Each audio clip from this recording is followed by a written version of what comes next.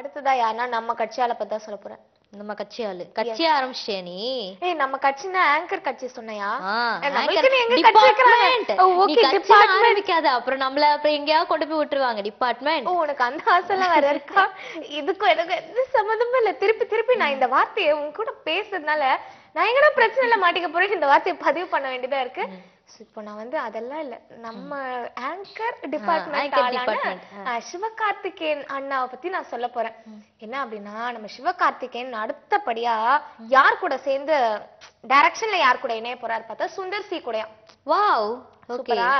Sundar C sir வந்து லாஸ்டா ஆம்பளை படத்தை டைரக்ட் பண்ணியிருந்தாரு. விஷால் தான் அதுல நடிச்சாரு. இப்ப அடுத்த படமும் வந்து உலகம் சுற்றும் வாலிபன் அப்படிங்கிற படத்துல விஷாலை வச்சுதான் படம் எடுக்க போறாராம் சுந்தர் சி சார். ஓகேவா? அவங்களோட ஆம்பளை படத்துல அவங்களோட கெமிஸ்ட்ரி கொஞ்சம் நல்லா தான் இருந்தது இல்லையா? ரெண்டு பேருக்குமே நல்ல ஒர்க் அவுட் ஆகி அண்ட் படமும் சக்சஸ்ஃபுல்லா ஓடிட்டு இருக்கு. சோ அந்த வகையில உலகம் சுற்றும் வாலிபன் அப்படிங்கிற படத்தையும் வந்து திருப்பி விஷால் சார் வச்சுதான் டைரக்ட் பண்ண போறாராம். அதுக்கு அடுத்து யாரை வச்சு டைரக்ட் பண்ண போறாருன்னா சிவகார்த்திகேயனை வச்சு படம் பண்ண போறாராம். இப்ப காக்கி சட்டைக்கு அப்புறம் இன்னொரு படம் இருக்குல்ல சிவகார்த்திகேயனுக்கு. சோ இந்த ப்ராஜெக்ட் எல்லாம் முடிஞ்சதுக்கு அப்புறம் தான் வந்து சுந்தர் சி சாரும் சிவகார்த்திகேயனும் சேர்ந்து படம் பண்ண போறாங்களா. பட் இது ஃபர்ஸ்ட் டைம் இல்லையா? இந்த ஹீரோவும் இந்த டைரக்டரும் சேர்ற ஃபர்ஸ்ட் டைம். சோ படம் எந்த அளவுக்கு சூப்பரா இருக்க போகுதுன்னு தெரியல. அதுல சுந்தர் சி சார் படம்னாலே கொஞ்சம் காமெடி இருக்கும்.